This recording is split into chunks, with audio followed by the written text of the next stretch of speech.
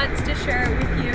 I just want to give a big shout out to Raging Tigers Events Company for making the video possible. Because of them, we were able to try something different, step out of our comfort zone. So I want to thank all of you guys for being a part of it, and a special shout out to Arjun for being a part of this. Enjoy, keep jamming. See you in the next one. Bye. Hello, अरे तुमने क्या URL डाला है? वो पूरा आई frame डालना था वहाँ पे। अच्छा क्या होता, तुम्हें उतना दिमाग लगाना चाहिए था।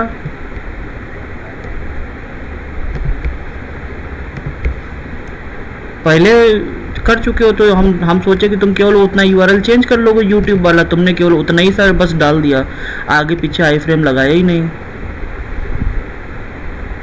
भेजा हमने, जल्दी करो, लाइन पे रहो। सुनो, हाँ मेरे को इसका जरा एडमिन पैनल बताओ। हाँ, माई शॉपी का WP एडमिन का यूजर नेम पासवर्ड बता दो।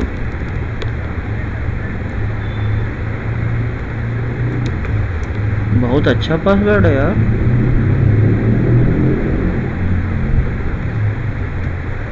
ये हैक भी नहीं हो पाएगा ना। राहुल है, और राहुल के साथ राहुल 123 शिफ्ट के साथ 123।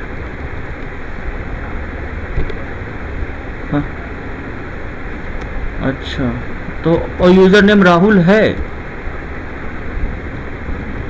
राहुल है। हाँ राहुल और है, ये दोनों लिखना है ना मुझे। तुम ही तो बोल रहे हो राहुल है।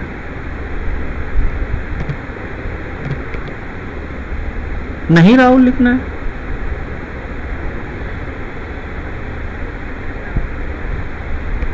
सिर्फ राहुल। क्या आया देखो, कुछ हुआ? कर दिया तुमने वो? कुछ आया नहीं? नहीं चलेगा क्या? जो हमने पहले URL दिया था उसको केवल अकेले उसको ब्राउजर पे प्ले करो।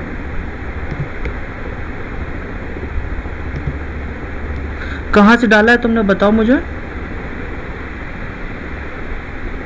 राहुल, ए राहुल,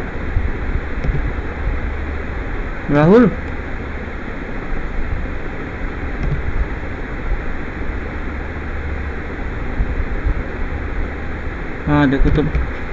हाँ अच्छा, तुम भी ना बिल्कुल कॉपी पेस्ट में कोई दिमाग नहीं लगाते हो।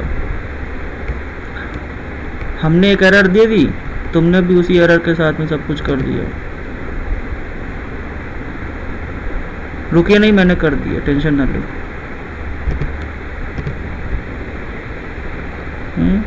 होना चाहिए, सही तो नहीं हुआ। पैरम लिंक,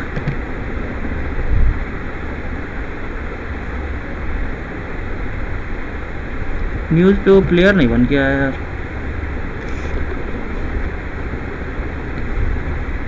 ये तो सही कर दिया मैंने। ब्राउज़र पे चल रहा है ना?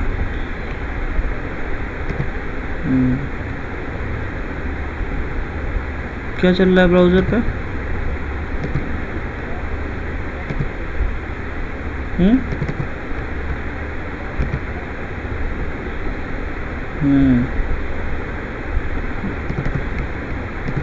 Hello, my name is Magnus Petersen, and this is my 6th tutorial on TensorFlow, and this is about the CIFAR10 dataset.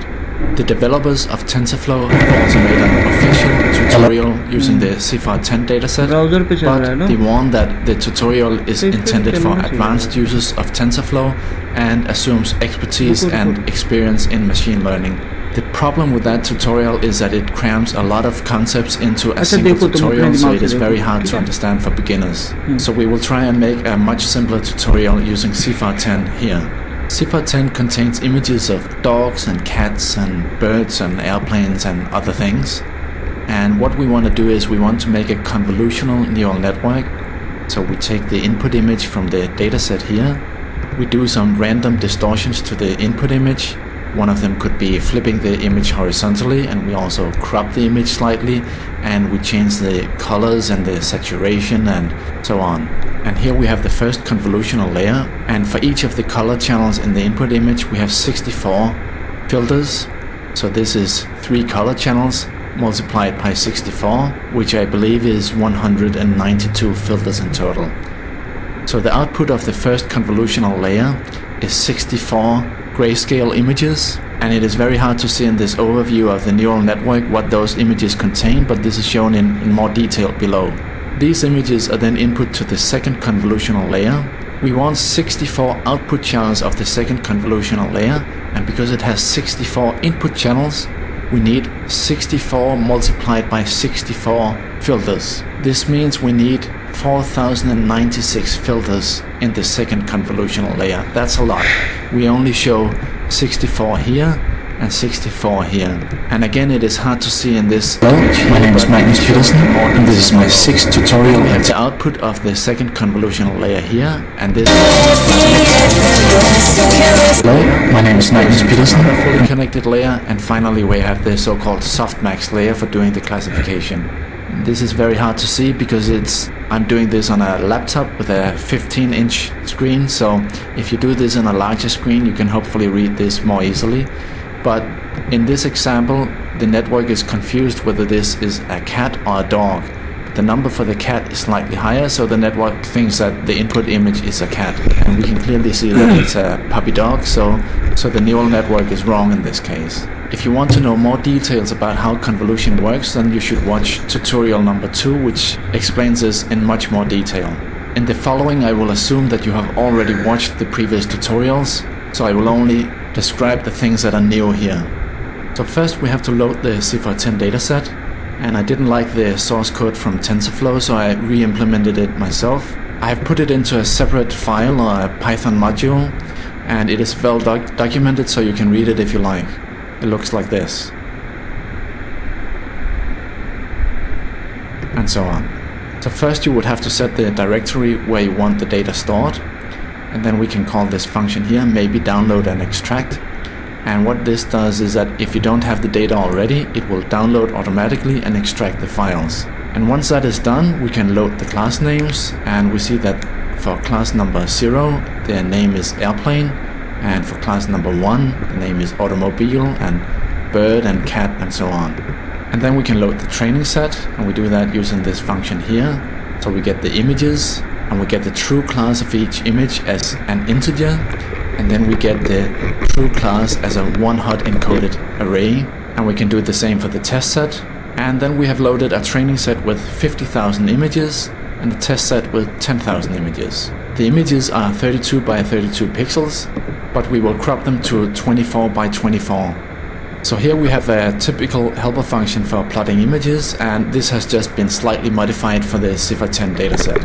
And here we plot the first 9 images from the test set. So in the first case it's a cat, and that is really hard to see. I suppose this is a cat here, and maybe this is a shoe and a leg. So somebody has taken a picture of their cat lying by their foot, but it's difficult to see. Remember, this is only 32 by 32 pixels. The next one is a ship. The next one is also a ship. This is an airplane, and it looks like maybe there's some text here, and it's very fuzzy. So maybe this is from some kind of commercial, and this is actually a bit tricky to see that it's an airplane. This is an automobile or a car, and this is easy to see. And this is a frog, and it's easy when you have the label here, you know what it is, but otherwise it might be a little tricky. This one is quite fuzzy as well, but if you look close and you squint your eyes, you can see that it's a cat. What you should note here is that these are pixelated, these images, because they are only 32 by 32 pixels. And this is how the neural network will see the images, by these pixels. What we can do is that we can plot them using interpolation or smoothing the images, so that if you look at this ship here, for example, now the pixels are gone and it's smooth edges. And this might make it a little easier for a human to see. For example, this car here, I think it's a little easier to see that it's a car now. But you have to remember that the neural network will see these pixelated images as the input. So now we go on to construct the TensorFlow graph, and as usual we need placeholder variables, and then we need to define the neural network using mathematical formulas and variables that are going to be optimized. Then we need a loss measure that we can optimize, and we need to define which method we will use to do this optimization. So as usual, we have a placeholder variable that we call x, and this is for taking the input images. And then we have a placeholder variable for the true class, which is a one-hot encoded label. And we will use TensorFlow's argmax function to get the class number as an integer from this. We could also have used a placeholder variable for this because we already have the integers from the dataset. Now what we will do is we will actually create two different neural networks. They are only slightly different because the network should behave slightly differently during training and during testing. So we split the construction of the network into several helper functions.